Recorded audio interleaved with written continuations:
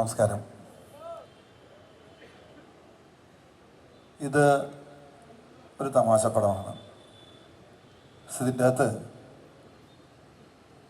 ഒരുപാട് സീരിയസ് കാര്യങ്ങൾ പറയുന്നുണ്ട് തമാശയിലൂടെ തന്നെ. ഇതിൻ്റെ പ്രൊഡ്യൂസർ എന്ന് പറയുന്നത് അഷ്റഫ് പിലാക്കൽ ഇവിടെ ഇരിപ്പുണ്ട്. അദ്ദേഹത്തെക്കുറിച്ച് എനിക്ക് രണ്ടു വാക്ക് പറയാൻ പറ്റില്ല. കാരണം നമ്മൾ ഒരുപാട് പ്രൊഡ്യൂസർമാരുടെ കൂടെ വർക്ക് ചെയ്തിട്ടുള്ളതാണ്. ഇത്രയും ഒരുപാട് പലരും പല സ്വഭാവക്കാരാണ്. ഇതുപോലെ ഒരാളെ ഞാൻ ആദ്യമായിട്ട് കാണുന്നത്. കാരണം ഭയങ്കര സ്നേഹമാണ്. ഈ സിനിമയ്ക്ക് ഒരുപാട് പ്രശ്നങ്ങളുണ്ടായിരുന്നു. കാരണം മഴയാണ് ഏറ്റവും വലിയ പ്രശ്നം. വേറെ ഏതെങ്കിലും ഒരു പ്രൊഡ്യൂസറാണെങ്കിൽ ചിലപ്പോൾ നമുക്ക് ബ്രേക്ക് ചെയ്തിട്ട് പിന്നെ എപ്പോഴെങ്കിലും തുടങ്ങാമെന്നുള്ള തീരുമാനത്തിൽ എത്തിയേനെ. പക്ഷെ അതെല്ലാം സഹിച്ച് ഞങ്ങളുടെ കൂടെ ഒപ്പം നിന്ന് ഈ പടം തീരുന്ന ഇപ്പോൾ റിലീസിങ്ങിനാണ്. അതുവരെയും സഹകരിച്ചൊരു വലിയ വ്യക്തിയാണ് അഷ്റഫ് പിലാക്കൽ. ഒന്ന് കണ്ടോട്ടെ, ഒന്ന് എഴുന്നേറ്റൊന്നും കുഴപ്പമില്ല. പിന്നെ നാദിർഷയെ നമ്മൾ പറയാതെ നമ്മുടെ നാട്ടുകാരനാണ്. നല്ല ഒരുപാട് ചിത്രങ്ങൾ ചെയ്തിട്ടുള്ള, പ്രത്യേകിച്ച് കോമഡിയാണ് നാദിർഷയുടെ ചിത്രങ്ങളെല്ലാം. ഇതും അതുപോലെ തന്നെ നമുക്ക് ആസ്വദിക്കാൻ കഴിയുന്ന പുതുമയുള്ള ഒരുപാട് തമാശകൾ കോർത്തിണക്കി, ഒരുപാട് സിറ്റുവേഷൻസ് കോർത്തിണക്കി വളരെ ഗംഭീരമായിട്ട് ചെയ്തേക്കണ ഒരു സിനിമയാണ്. നമസ്കാരം എല്ലാ പ്രിയപ്പെട്ടവർക്കും. മാജിക് മഷ്റൂം എന്ന് പറയുന്ന ഞങ്ങളുടെ ഒരു സിനിമ, ഇത് ഞങ്ങളുടെ ഈ നേരത്തെ ആകാശ പറഞ്ഞ പോലെ ഒരുപാട് പേരുടെ സ്വപ്നമാണ്, സ്വപ്ന സാക്ഷാത്കാരമാണ്. സിനിമയിൽ കയറണമെന്ന് ഒരുപാട് ആഗ്രഹിച്ചിട്ടുണ്ടെങ്കിലും ഇവിടെ നേരത്തെ ഒരു പറഞ്ഞ പോലെ തന്നെ ഒരിക്കലും എത്തുമെന്ന് വിചാരിച്ചതല്ല. സിനിമ കാണാൻ പോകുമ്പോൾ പലപ്പോഴും നമ്മൾ ഒരിക്കലും എത്തിപ്പെടാൻ പറ്റാത്തൊരു മേഖല, നേരത്തെ പിഷാരടി പറഞ്ഞത് കറക്റ്റാണ്. ഞങ്ങളൊക്കെ ആ കാറ്റഗറിയിൽ തന്നെ ചിന്തിച്ച ആൾക്കാർ തന്നെ. പക്ഷേ ഇവിടെ ഇങ്ങനെ ആ സ്വപ്നങ്ങൾ പൂവിണിഞ്ഞ് ഇവിടെ ഇരിക്കുമ്പോൾ ഒരുപാട് സന്തോഷമുണ്ട്. അതിന് കാരണക്കാരായ പലരും ഉണ്ട്. ഇപ്പോൾ അതാ എൻ്റെ അമർ അക്ബർ അന്തോണി എന്ന് പറയുന്ന സിനിമയുമായിട്ട് ചെന്നപ്പോൾ വിഷ്ണു വിപിനും സ്ക്രിപ്റ്റായിട്ട് വന്നപ്പോൾ അത് പ്രൊഡ്യൂസ് ചെയ്യാൻ തയ്യാറായിരുന്ന ആൻ്റണി ചേട്ടൻ അവിടെ ഇരിപ്പുണ്ട്. താങ്ക് യു കേട്ടോ. ആൻ്റണി ചേട്ടൻ ഉണ്ട്. പിന്നെ ഈ സിനിമ പല താരങ്ങളുടെ അടുത്തും കഥ പറഞ്ഞപ്പോൾ പലരും നിരസിച്ചു. അമർ അക്ബർ അന്തോണിയുടെ കഥ പറഞ്ഞപ്പോൾ ചിലർ കേട്ടു, ചിലർ നിരസിച്ചു. അങ്ങനെ ആ സമയത്ത് ഇത് ഞാൻ ചെയ്യാം ഇക്ക എന്ന് ആദ്യം പറഞ്ഞ് ഈ സിനിമ ഞാൻ ചെയ്യുന്നു എന്ന് പറഞ്ഞ് ബാക്കിക്ക നോക്കിക്കോ എന്ന് പറഞ്ഞ് പ്രിയപ്പെട്ട ജയസൂര്യ വന്നതിന് ശേഷമാണ് അമർ അക്ബർ അന്തോണി എന്ന് പറയുന്ന പൃഥ്വിരാജും ഇന്ദ്രജിത്തും ആസിഫ് അലിയും ഒക്കെ വരുന്ന ആ ഒരു ടീമിലെ പിന്നെ പ്രിയപ്പെട്ട നമ്മുടെ DOP സുജിത് വാസുദേവ്, അമർ അക്ബർ അന്തോണിയിലും അദ്ദേഹം തന്നെയായിരുന്നു ക്യാമറ. അതിനുശേഷം ഞങ്ങൾ ഒരുമിച്ച് വർക്ക് ചെയ്യുന്നത് ഈ പടത്തിലാണ്. ഒരുപാട് സന്തോഷമുണ്ട്. പിന്നെ അശോകൻ ചേട്ടൻ ഞങ്ങളുടെയൊക്കെ സീനിയറാണ്. പണ്ട് അശോകൻ ചേട്ടൻ്റെയൊക്കെ മിമിക്രി സ്റ്റേജിൽ ഫ്രണ്ടിൽ ഇതുപോലെ പോയിരുന്ന് ഇങ്ങനെ വായും പൊളിച്ച് നോക്കിയെന്ന് കണ്ടിരിക്കുന്ന ആ അന്നത്തെ ഫാൻ ബോയ് അശോകൻ ചേട്ടനെ വെച്ചിട്ട് ആക്ഷനും കട്ടും പറയുക എന്ന് പറയുന്ന ഒരു ഭാഗ്യം കൂടി ദൈവം തന്നു. Thank you. അപ്പോൾ ഒരുപാട് സന്തോഷമുണ്ട്. ഈ ഇരിക്കുന്ന ഈ അറ്റം തൊട്ട് ഇങ്ങേ അറ്റം വരെ നിൽക്കുന്നവരാണ് ഈ സിനിമയുടെ പിന്നിൽ. ഇവർ തന്ന ഒരു ബലമാണ് ഈ സിനിമ. അല്ലാതെ ഒരിക്കലും ഇതൊരു നാദിർഷ സിനിമ എന്ന് പറഞ്ഞിട്ട് ഫിലിം ബൈ നാദിർഷ എന്ന് പറയുന്നുണ്ടെങ്കിലും ഇതെൻ്റെ മാത്രമല്ല, ഇതെല്ലാവരുടെയും കൂടി ഒരു സിനിമയാണ്. ഞങ്ങളുടെ ഒരു കൂട്ടായ്മയായിരുന്നു ഈ സിനിമ. ഇത് നന്നായിട്ടുണ്ടെങ്കിൽ ഇതിൻ്റെ പ്രവർത്തിച്ച എല്ലാ മനസ്സുകളും ശരീരങ്ങളും ഇതിനോടൊപ്പം ഉണ്ട്. ഇത് മാത്രമല്ല, ഇവിടെ വരാൻ പറ്റാത്ത ലൈറ്റ് ബോയ്സ് തൊട്ട് ആർട്ടിൽ പണിയെടുത്ത അല്ലെങ്കിൽ കാട്ടിലും മേട്ടിലേക്ക് ഓടി നടന്ന ഒരുപാട് പേര് ടെക്നീഷ്യൻസ്, അവർക്കെല്ലാം വേണ്ടി തന്നെയാണ് ഈ സിനിമ സമർപ്പിക്കുന്നത്. ആക്ച്വലി അക്ഷയ സോഷ്യൽ മീഡിയയിലൊക്കെ വളരെ വളരെ ലവ്ഡ് ആയിട്ടുള്ളൊരു വ്യക്തിയാണ്. എല്ലാവർക്കും അക്ഷയനെ ഇങ്ങനെ കാണാൻ ഭയങ്കര ഇഷ്ടമാണ്. റീൽസ്, ഫോട്ടോഗ്രാഫ്സൊക്കെ കാണാനും ഡാൻസൊക്കെ കാണാനും ഇഷ്ടമുള്ളൊരു സോഷ്യൽ മീഡിയ സെലബ് തന്നെയായിരുന്നു. ആൻഡ് അതിനുശേഷം നമ്മുടെ ഈ പാട്ട് റിലീസ് ചെയ്ത് കഴിഞ്ഞപ്പോഴത്തേക്കും ആ ഇഷ്ടം എനിക്ക് തോന്നുന്നു കൂടി, അല്ലേ? വളരെ എൻജോയ് ചെയ്തല്ലേ ആ പാട്ട് ചെയ്തത്? ആ എക്സ്പീരിയൻസ് എന്ന് പറയുമോ? നമ്മൾ ആക്ച്വലി എനിക്ക് തോന്നുന്നു ആ സോങ് എടുക്കാൻ വേണ്ടിയിട്ടായിരുന്നു അത്രയും കഷ്ടപ്പെട്ടത്. കാരണം 2 വട്ടം സ്കെഡ്യൂൾ മാറ്റിയിട്ടാണ് ആ സോങ് എടുത്തിട്ടുണ്ടായിരുന്നത്. ഭയങ്കരമായിട്ട് എൻജോയ് ചെയ്തൊരു സോങ് ആണത്. ബിക്കോസ് എനിക്ക് ഓൾറെഡി സ്റ്റേജിൽ മ്യൂസിക്കും സൗണ്ടൊക്കെ കേട്ടാൽ തന്നെ എനിക്ക് എനർജി ഭയങ്കരമായിട്ട് കയറും. അപ്പോൾ അങ്ങനെ അത്രയും ഞാൻ ഭയങ്കര ബ്ലെസ്ഡ് ആയിട്ട് ഫീൽ ചെയ്യുന്നു. നമ്മൾ ഫസ്റ്റ് ഒരു പടത്തിൽ തന്നെ ഇത്രയും സ്റ്റേജ് പെർഫോമൻസ് നമ്മുടെ കൂടെ ഉണ്ടായിരുന്നു. ആൻഡ് ബൃന്ദ മാസ്റ്ററിൻ്റെ കൊറിയോയിൽ, നാദർഷിക്കയുടെ മ്യൂസിക്കിൽ, ചിത്ര മാം ആൻഡ് റിമി ചേച്ചി ചെയ്ത സോങ്ങിൽ ചെയ്തത് എനിക്ക് ഭയങ്കരമായിട്ട് ഗ്രേറ്റ്ഫുൾ ആയിട്ട് ഫീൽ ചെയ്യുന്നു. ഇപ്പോഴും എവിടെ ചെന്നാലും എന്നെ പറയുമ്പോൾ കട്ടപ്പനയിലെ ഋതിക് റോഷൻ എന്ന് പറഞ്ഞിട്ടാണ് ഇൻട്രൊഡ്യൂസ് ചെയ്യുക. അപ്പോൾ അതിനുശേഷം ഓരോ സിനിമകളൊക്കെ ഇറങ്ങുമ്പോഴും എല്ലാവരും പറയാറുണ്ട്, ആ കട്ടപ്പനയൊക്കെ പോലത്തെ ഒരു പടമാണ് ചെയ്യേണ്ടതെന്ന് പറയാറുണ്ട്. അപ്പോൾ ദൈവം സഹായിച്ച് അതേ ടീമിൽ നാദിഷ്കയുടെ കൂടെ വീണ്ടും ഒരുമിച്ച് ചെയ്യാൻ സാധിച്ചൊരു സിനിമയാണ് മാജിക് മഷ്റൂംസ്. അതേ വൈബുള്ളൊരു സിനിമയാണ്, അതുപോലെ തന്നെ പ്രതീക്ഷയുള്ളൊരു സിനിമയാണ്. ഇതിൽ നമ്മൾ നേരത്തെ വന്നപ്പോൾ തുടങ്ങി കാണുന്ന സിനിമയോട് ഏറ്റവും പാഷനേറ്റായിട്ട് നിൽക്കുന്ന ആൾക്കാരാണ് ഈ സിനിമയുടെ ഓരോ മുക്കിലും മൂലയിലും പ്രവർത്തിച്ചിട്ടുള്ളത്. അതിൽ ഒന്നാമത്തെ ആളെന്ന് പറയുന്നത് നമ്മൾ ആദ്യം കണ്ട നമ്മുടെ പ്രൊഡ്യൂസറാണ് അഷ്റഫക്ക ആർട്ടിൽ ബോയ് ആയിട്ട് തുടങ്ങിയ ആളാണ്. അഷ്റഫക്ക അന്ന് ആദ്യമായിട്ട് ബാവക്കയുടെ കൂടെ അസിസ്റ്റ് ചെയ്തതാണ്. ആ ബാവക്കയായിരുന്നു ഇതിൽ ആർട്ട് ഡയറക്ടറായിട്ട് ഉണ്ടായിരുന്നത്. അപ്പോൾ അത്രയും വർഷമായിട്ട് ഈ സിനിമയോടുള്ള പാഷൻ കൊണ്ട് നടക്കുന്ന ഒരു പ്രൊഡ്യൂസർ, സിനിമ ജീവിതമാക്കി നടക്കുന്ന ഒരു ഡയറക്ടർ, സിനിമ ജീവിതമായിട്ട് നടക്കുന്ന ആക്ടേഴ്സിൽ ഒരാളാണ് ഞാൻ. അതുപോലെ തന്നെയാണ് ഇതിലുള്ള ഓരോ ആക്ടേഴ്സും. പിന്നെ റൈറ്റർ ആകാശ് എത്രയോ കാലമായിട്ട് സിനിമയ്ക്ക് വേണ്ടി ഇങ്ങനെ നടക്കുകയാണ്. സിനിമയുടെ പുറകെ അഭിനയിക്കാനായിട്ടും എഴുതിയും എൻ്റെ അടുത്ത് ഈ കഥ പറഞ്ഞിട്ട് ശരിക്കും ആക്ച്വലി 2-3 കൊല്ലമായി അല്ലേ. അപ്പോൾ അതിങ്ങനെ ഓണാവാതെ ഇങ്ങനെ നീണ്ടു പോരും. പക്ഷെ കേട്ടന്ന് മുതൽ എനിക്ക് ഭയങ്കര ഇഷ്ടമുള്ളൊരു കഥയാണ്. പക്ഷെ ഇതിങ്ങനെ ഒരു പ്രൊജക്റ്റ് ആക്കാൻ പറ്റാതിരിക്കുമ്പോൾ പല വഴി ഞങ്ങൾ ശ്രമിച്ചെങ്കിലും ലാസ്റ്റ് കറങ്ങിത്തിരിഞ്ഞ് നമ്മുടെ ഏറ്റവും ലക്കി ചാമായ നാദർഷിക്കരുടെ എത്തിയപ്പോഴാണ് അത് ഓണായത്. അപ്പോൾ കയ്യടിക്ക്. അപ്പോൾ ഈ സിനിമ എല്ലാം കൊണ്ടും നന്നായി വന്നിട്ടുണ്ടെന്നാണ് ഞങ്ങളുടെ ഒരു പ്രതീക്ഷ.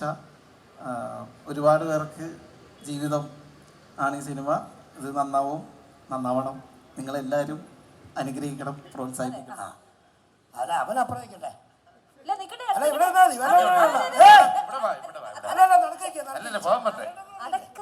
ഞാൻ നിന്നെ അന്ന് വന്ന് തൊട്ടപ്പോ നീ എന്നാ പറഞ്ഞ എന്നെ പേര് തുടർന്നല്ലേ? ഞാൻ അവിടെ അഭിനയിച്ച തൊട്ടപ്പോ പറയാ തുടർന്ന അങ്ങനെ ആ സീരിയസ് തന്നെ നടക്കിരിക്ക. എനിക്കവനെ കാണണ്ട. അതിന് നീ പറയണ ശരിയല്ല. പടം കാണുമ്പോ അറിയാം ഒരു യുദ്ധമൊക്കെ ഉണ്ട്. എല്ലാവർക്കും നമസ്കാരം. ഞാൻ പണി എന്ന സിനിമയ്ക്ക് ശേഷം എൻ്റെ റിലീസാവാൻ പോകുന്ന 4ാമത്തെ ചിത്രം കൂടിയാണ് മാജിക് മഷ്റൂം. ഞാൻ ഈ പടം ഓണായി കഴിഞ്ഞ് ഞാനൊരു ഫംഗ്ഷനിൽ വെച്ച് നാദിഷ്കയെ കണ്ടു. അപ്പം നാദിഷ്ക അന്നേരം ഞാനൊന്നും ചോദിക്കുന്നതിന് മുമ്പ് തന്നെ നാദിഷ്ക ഇങ്ങോട്ട് പറഞ്ഞു, എടാ നിനക്ക് പറ്റിയ വേഷമൊന്നുമില്ല, അതുകൊണ്ട് ഞാൻ വിളിക്കാഞ്ഞെന്ന് പറഞ്ഞു. അത് കഴിഞ്ഞ് കുറച്ച് ദിവസങ്ങൾക്ക് ശേഷം എനിക്ക് നാദിഷ്കയുടെ ഒരു കോള് വന്നു. ഇതിൻ്റെ DOP സുജിത് വാസുദേവും നാദിഷ്കയുടെ ഇരുന്നപ്പോഴാണ് എന്നെ വിളിക്കുന്നത്. എടാ ഇതിനകത്തൊരു ക്യാരക്ടറുണ്ട്, നീ അത് ചെയ്യുമോ എന്ന് എനിക്കറിയില്ല. ഞാൻ ചോദിച്ചു എന്തായിക്കാ വേഷം? അപ്പോൾ എന്നോട് പറഞ്ഞു നായികയുടെ അപ്പനാണ്, ഒരു ഇമോഷണൽ ക്യാരക്ടറാണ്, കുറച്ച് കലിപ്പൊക്കെ വേണം എന്ന് പറഞ്ഞു. ഞാൻ പറഞ്ഞു എനിക്കൊരു പ്രശ്നമില്ല, ഞാൻ ചെയ്യാം. അങ്ങനെയാണ് ഞാൻ ഈ പ്രൊജക്റ്റിൽ ചെയ്യാന്ന് പറഞ്ഞപ്പം നായകന്റെ അപ്പൻ ജാഫ്രിഡിക്കുക എന്ന് പറഞ്ഞപ്പം നീ എന്നാ പറഞ്ഞേ? വേണ്ടായിരുന്നു നോക്കായിരുന്നു. അതോ അല്ല കേട്ടോ, ഒരു പക്ഷേ എന്നെ സംബന്ധിച്ച് ഈ സിനിമ ഒരുപാട് സൗഹൃദ വലയമാണ് എനിക്ക് ഈ സിനിമ. കാരണം എനിക്ക് നാദിഷയ്ക്കയും ജാഫ്രിക്കയും ജയസൂര്യക്കയുടെ ഒരു 20-25 വർഷത്തെ ബന്ധമുണ്ട്. ഞാൻ ആ സിനിമയിൽ നടനായി വരുന്നതിന് മുമ്പ് ഒരു സാധാരണ ഒരു വിദേശി എന്നുള്ള രീതിയിലാണ് ഞങ്ങളുടെ സൗഹൃദം. അതിനുശേഷം എനിക്ക് ഇക്കയുടെ കൂടെ ഇക്കയുടെ ആക്ഷൻ കട്ടിൽ അദ്ദേഹത്തിൻ്റെ ഫ്രണ്ടിൽ വന്ന് അഭിനയിക്കാനൊരു ചാൻസ് കിട്ടിയതിന് ഞാൻ ഒരുപാട് നന്ദി പറയുന്നു. അഷ്റഫ്ക്ക താങ്ക് യു. അഷ്റഫ്ക്കയെ സംബന്ധിച്ചിടത്തോളം ഈ പ്രൊജക്റ്റ് ഒരു ഗംഭീര പ്രൊജക്റ്റായി മാറട്ടെ എന്ന് ഞാൻ ആശംസിക്കുകയാണ്. കാരണം ഒരുപാട് സിനിമകൾ ചെയ്തു, പക്ഷേ ഒരു അല്ലലുമില്ലാതെ യാതൊരുവിധ പ്രശ്നങ്ങളും കൂടാതെ ഈ സിനിമ അദ്ദേഹം അതിഗംഭീരമായി തീർത്തു. Thank you. അതുപോലെ ഇതിൻ്റെ DOP, ഇതിൻ്റെ എൻ്റെ ടീം, നായിക അക്ഷയ, ഒരുപാട് പേരുടെ പേര് പറയാണ്ട് നല്ലൊരു ഗംഭീര സിനിമയായി മാറട്ടെ. Thank you. ഇനി ബാക്കി ഞാൻ പാടി തോൽപ്പിച്ചാലോ? പാടി തോൽപ്പിക്കണല്ലേ, ഞാൻ ഇത് പറഞ്ഞ് തീർക്കട്ടെ. അത്രപ്പാക്കിലും ഞാനുമായിട്ട് വർഷങ്ങളായിട്ടുള്ള പരിചയമാണ്. അയാളുടെ ഒരു 6-7 പടം അദ്ദേഹം എടുത്തിട്ടുണ്ട്. എല്ലാ പടത്തിലും എന്നെ വിളിച്ചിട്ടുണ്ട്. എല്ലാ പടത്തിലും ഞാനുണ്ട്. ഏതാണ്ട് ഒരു പടത്തിലും കണ്ടില്ലെന്ന് തോന്നുന്നു. നാശകയുടെ പടം പോലെ ഒരു പടത്തിലില്ലെന്നാണ്. ആ പടം ഹിറ്റാ. ആ ആ കണ്ടോ എന്നാ പിന്നെ സ്വീറ്റ് സാർ എന്ന് പറഞ്ഞു കഴിഞ്ഞാൽ എനിക്ക് നേരത്തെ പരിചയമുള്ള അപ്പം ഞങ്ങൾ തിരുവനന്തപുരം വെച്ച് തൊട്ട് പരിചയമുള്ള ആളാണ്. അദ്ദേഹത്തിൻ്റെ കൂടെ വർക്ക് ചെയ്യാൻ കിട്ടിയ ഒരു ഭാഗ്യം വേറെ ഒരു ഭാഗ്യമാണ്. കാര്യം വെച്ച് കഴിഞ്ഞാൽ എനിക്കൊരു ഭാഗ്യമായിട്ട് തോന്നുക. പുള്ളി അങ്ങനെയൊന്നുമല്ലല്ലോ, പണ്ടത്തെ സ്വീറ്റ് സാറൊന്നും അല്ലല്ലോ.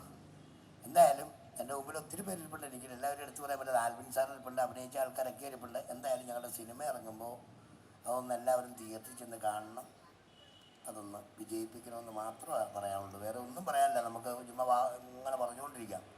അപ്പം നല്ല സിനിമയായത്, അത് ഞാൻ പറയാം അല്ലേ? ഒരു സംശയം വേണ്ട, നല്ലൊരു സിനിമ, നല്ല സിനിമയാണ്. അപ്പോൾ അതൊന്ന് കാണുക കേട്ടോ.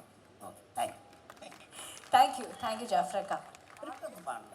വേണ്ടെന്നാ പാട്ടൊക്കെ ഐഷ ഖദീജ ഫാത്തിമ ഒക്കെ പാടിയില്ലേ? ഖദീജ ഞാൻ ആദ്യം തന്നെ ഒരു വർത്തമാനം പറഞ്ഞായിരുന്നു. ഈ പടത്തിൽ ഇപ്പോൾ ഇവിടെ ടിനി ടോമും അതുപോലെ തന്നെ മറ്റ് പിഷാരടിയും ഒക്കെ പറഞ്ഞതുപോലെ എന്നെ ഈ ചിത്രങ്ങളിൽ വിളിച്ചില്ല, അഭിനയിക്കാൻ വിളിച്ചില്ല എന്നൊക്കെ. അതുപോലെ ഒരു രസകരമായ ഒരു കഥയാണ് ഈ ചിത്രത്തിൻ്റെ പിന്നിൽ എനിക്ക് പറയാനുള്ളത്. നമ്മളെപ്പോഴും പറയാറുണ്ട് നമ്മുടെ ഓരോ അരിമണിയിലും പേരുകൾ കൊത്തി വെച്ചിട്ടുണ്ടാവുമെന്ന്. അത് വളരെ സത്യമാണ്. നിമിത്തശാസ്ത്രത്തിൽ വിശ്വസിക്കുന്ന ഒരാളാണ് ഞാൻ. സത്യത്തിൽ വിഷ്ണുവിന് ഒരു പെണ്ണിന് ആവശ്യമുണ്ട് എന്ന് പറഞ്ഞിട്ട് ഇൻസ്റ്റയിൽ ഒരു പോസ്റ്റ് കണ്ടു. അതിൽ ഞാൻ കണ്ടു നാദിർഷയാണ് സംവിധാനം എന്ന്. അപ്പോൾ നാദിർഷ എന്ന് പറഞ്ഞാൽ ഞങ്ങളുടെയൊക്കെ കല്യാണത്തിനൊക്കെ മുന്നേ പരിചയമുള്ള ഒരാളാണ് നാദിർഷ. ഒരുപാട് വേദികളിൽ ഞങ്ങൾ ഒന്നിച്ച് പെർഫോം ചെയ്തിട്ടുള്ളതാണ്.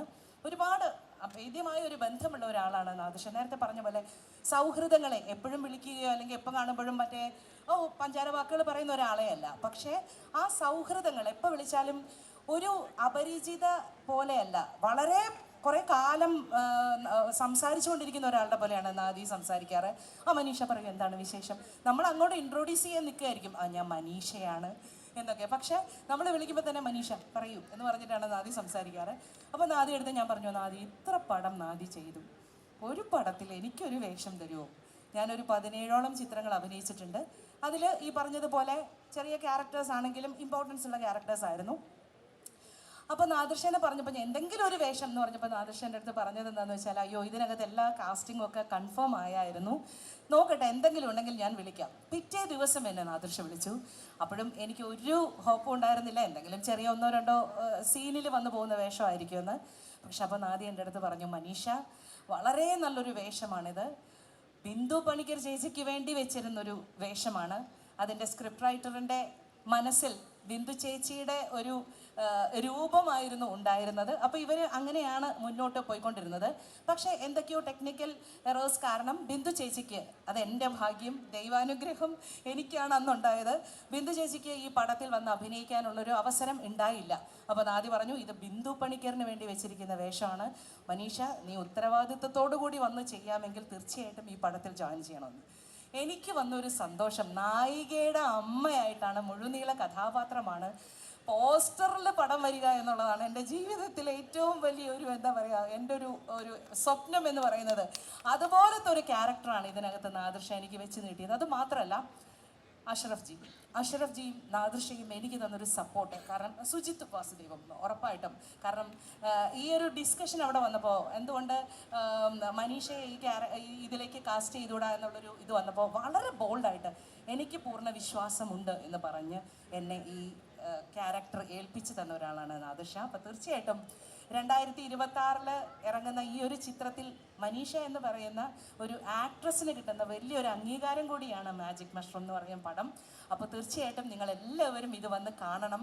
നിങ്ങൾക്ക് എന്തെങ്കിലും ഒരു എലമെൻറ്റ് ഈ തിയേറ്ററിൽ നിന്ന് ഇറങ്ങി പോകുമ്പോൾ ഓർത്തോർത്ത് ചിരിക്കാനും മനസ്സിൽ ഓർത്ത് എന്തൊക്കെ പറയുക അല്ലേ, കുറേ ഓർമ്മകൾ സമ്മാനിക്കുന്ന നല്ല ഇമോഷണൽ എല്ലാ എലമെൻസും ഉൾക്കൊള്ളുന്നൊരു ചിത്രമാണ് മാജിക് മഷ്റൂം. പിന്നെ ഞങ്ങൾ എൻ്റെ സഹോദരിയായിട്ടാണ് ഇതിനകത്ത്, അല്ല സഹോദരിയല്ല എന്ന് വളർത്തുപുത്രിയായിട്ടാണ് ഇതിനകത്ത്. പൂജ ഞാൻ എപ്പോഴും എനിക്ക് ഭയങ്കര ഇഷ്ടമുള്ളൊരു ആക്ട്രസ്സാണ് പൂജ. ഭയങ്കര എന്താ പറയുക, ഭയങ്കര എനർജറ്റിക് ആയിട്ടുള്ള ഒരു ആക്ട്രസ്സാണ്. എല്ലാവരോടൊപ്പം വന്ന് ഈ ഒരു പ്രോജക്റ്റിൽ പങ്കെടുക്കാൻ സാധിച്ചതിന് ഒരുപാട് സന്തോഷം. യെസ്, താങ്ക് യു ചേച്ചി. പൂജ. ഒരുപാട് സന്തോഷം ഈ പടത്തിൻ്റെ ഭാഗമാകാൻ പറ്റിയില്ല. നമ്മളൊക്കെ ചെറുപ്പം തൊട്ടേ കണ്ട് വളർന്ന, അല്ലെങ്കിൽ ഞങ്ങൾ ഗൾഫിലൊക്കെ ഉണ്ടായിരുന്ന സമയത്തൊക്കെ നമ്മളൊക്കെ ഈ മിമിക്സ് പരേഡും അതിൻ്റെയൊക്കെ കാസറ്റൊക്കെ മേടിച്ചിട്ട് കാണുന്നത്. അപ്പോൾ നമ്മൾ രാത്രിയൊക്കെ ഇങ്ങനെ വീട്ടിലെ ആൾക്കാരൊക്കെ കൂടുമ്പോൾ കൂടിയിരുന്ന് ചിരിക്കാനും, അപ്പോൾ അങ്ങനെയാണ് നാദർശക്കേനെയും അശോകൻ ചേട്ടൻ അവരുടെയൊക്കെ കുറേ പരിപാടികൾ അങ്ങനെ നമ്മുടെ ജീവിതത്തിൻ്റെ ഭാഗമായിരുന്നു നമ്മൾ വളർന്നു വരുമ്പോൾ. അപ്പോൾ ഇക്ക എന്നെ ഈ പടത്തിലോട്ട് വിളിച്ചപ്പോൾ എനിക്ക് ഭയങ്കര സന്തോഷമായി. എസ്പെഷ്യലി അതിന് വേറെ സന്തോഷം കൂടിയുണ്ട്.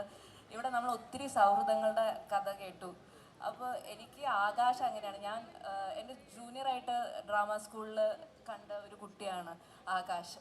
അപ്പോൾ ആകാശ് അപ്പോൾ സ്കൂൾ കഴിഞ്ഞ് ഉടനാണ് വന്ന അത്രയും ചെറുപ്പം. അപ്പം ഞാൻ MA കഴിഞ്ഞു. അങ്ങനെ കണ്ടൊരു കുട്ടി ഇത്രയും വലിയൊരു ലോഞ്ച് അവന് കിട്ടുന്നു. അതാണ് എനിക്ക് ഈ സിനിമയിൽ ഏറ്റവും വലിയ സന്തോഷം. അത് നാദൃശക്ക് അവന് എന്താ പറയുക, നാദൃശക്കയുടെ ടീമേ അല്ല വർക്ക് ചെയ്തത്. എല്ലാം ഇവൻ പറഞ്ഞ അവരുടെ സുഹൃത്തുക്കൾ തന്നെയാണ് നാദൃശക്ക ഏരിയായിട്ട് വെച്ചത്. അത് ഇക്ക ചെയ്തതിലും എനിക്ക് ഭയങ്കര സന്തോഷം. അപ്പം മൊത്തത്തിൽ ഭയങ്കര ഒരു സന്തോഷമുള്ളൊരു സെറ്റായിരുന്നു. പോകുന്ന സമയത്ത് ഒട്ടും വർക്ക് ചെയ്ത് പരിചയമില്ലാത്ത ആൾക്കാരായിരുന്നു. പക്ഷെ എല്ലാവരുമായിട്ട് നല്ല സൗഹൃദം ഇന്നും തുടരുന്നു. അപ്പം എല്ലാവരും എന്തായാലും തിയേറ്ററിൽ പോയി പടം കാണാനുണ്ട്. ടിക്കറ്റ് എടുത്ത് കാണാം, ഉറപ്പായിട്ടും കാണണം. അത് മാത്രമല്ല, ഇപ്പോൾ പൂജ പറഞ്ഞതുപോലെ ഇതിൽ മറ്റൊരു ഹൈലൈറ്റ് എന്ന് പറയുന്നത് ആകാശിൻ്റെ സുഹൃത്തുക്കളും പറയാണ്ടിരിക്കാൻ പറ്റില്ല.